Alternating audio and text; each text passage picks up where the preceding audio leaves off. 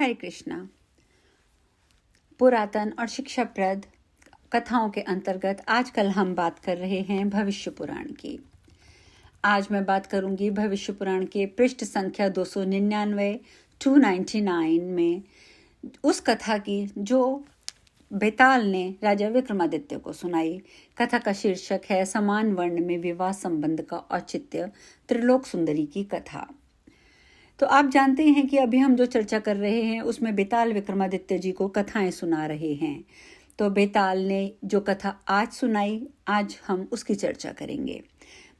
बेताल पुनः बोला, राजन, अब मैं एक दूसरी कथा सुनाता हूँ। चंपापुरी नाम की एक प्रसिद्ध नगरी थी। वहां चंपकेश नाम का एक बलवान और धनुर्धारी राजा रहता था। उसकी रानी का नाम था सुलोचना। उसके त्रिलोक सुंदरी नाम की एक सुशील कन्या उत्पन्न हुई। उसका मुख चंद्रमा के समान, भौहें धनुष की प्रत्यंचा के समान, नेत्र मृग के समान तथा शब्द कोकिल के समान थे। राजन, उस बाला से देवता भी विवाह करना चाहते थे, अन्य मनुष्यों की तो बात ही क्या। उसके स्वयंवर में लोक विश्रुत सभी राजा तथा देवराज इंद्र, वरुण, कुबेर, धर्मराज, यम आदि देवता भी मनुष्य का शरीर धारण करके आए। इनमें से इंद्रदत्त ने कन्या के पिता राजा चंपक से कहा, राजन, मैं सभी शास्त्रों में कुशल हूँ, रूपवान हूँ, मनोरम हूँ, अतः आप अपनी पुत्री मुझे समर्पित कीजिए। दूसरे धर्मदत्त ने कहा, राजन, मैं धनुर्विद्या में कुशल और मनोरम हूँ, आप अपनी पुत्री मुझे समर्पित कीजिए। तीसरे ने कहा, राजन, मैं धनपाल हूँ, मैं सभी प्राणियों की भाषा जानता हूँ, मैं गुणवान और रूपवान भी हूँ, आप अपनी कन्या मुझे समर्पित करके सुखी होइए। चौथे ने कहा, राजन, मैं सर्वकला विशारद हूँ, प्रतिदिन अपने उद्योग से 5 रत्न प्राप्त करता हूँ। उनमें से पुण्य के लिए प्रथम रत्न, होम के लिए द्वितीय रत्न, आत्मा के लिए तृतीय रत्न, पत्नी के लिए चतुर्थ रत्न तथा शेष अंतिम रत्न भोजन के लिए व्यय करता हूँ। अतः आप अपनी कन्या मुझे सर्वकला विशारद को प्रदान कीजिए। यह सुनकर राजा आश्चर्य में पड़ गया कि अपनी कन्या में किसे दूं। वह कुछ भी निश्चय नहीं कर पाया।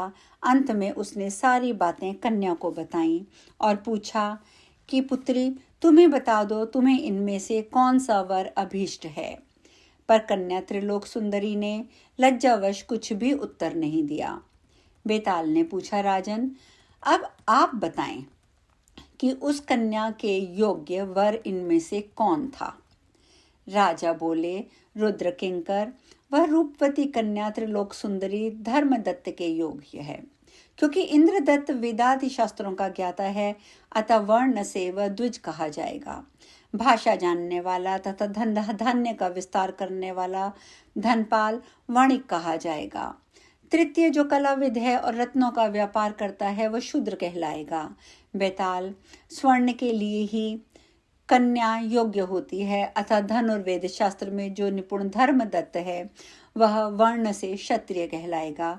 इसीलिए उस क्षत्रिय कन्या का विवाह धर्मदत्त के साथ होना चाहिए। और यह सुनते ही बेताल ने बहुत प्रसन्नता के साथ राजा विक्रमादित्य के उत्तर को स्वीकार किया।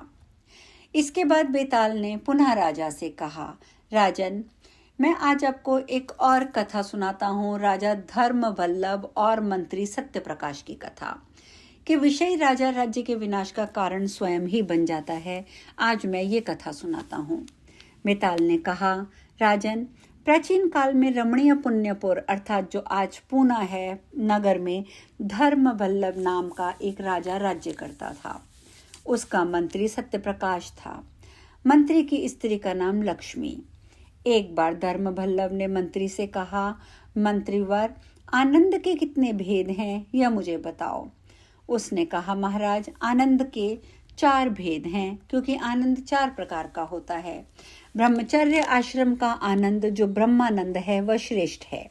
गृहस्थाश्रम का आनंद विषयानंद मध्यम है। वानप्रस्थ का धर्मानंद सामान्य है और सन्यास में जो शिवानंद की प्राप्ति है वह आनंद उत्तमोत्तम है। राजन, इनमें गृहस्थ आश्रम का विषयानंद स्त्री प्रधान है, क्योंकि गृहस्थ आश्रम में स्त्री के बिना सुख नहीं मिलता। यह सुनकर राजा अपने अनुकूल धर्मपरायण पत्नी प्राप्त करने के लिए अन्य देश में चला गया, किंतु उसे अनुकूल पत्नी नहीं प्राप्त हुई। तब उसने अपने मंत्री से कहा, मेरे अनुरूप कोई स्त्री ढूंढो। यह सुनकर मंत्री विभिन्न देशों में गया, पर कहीं भी उसे राजा के योग्य कोई स्त्री नहीं मिली।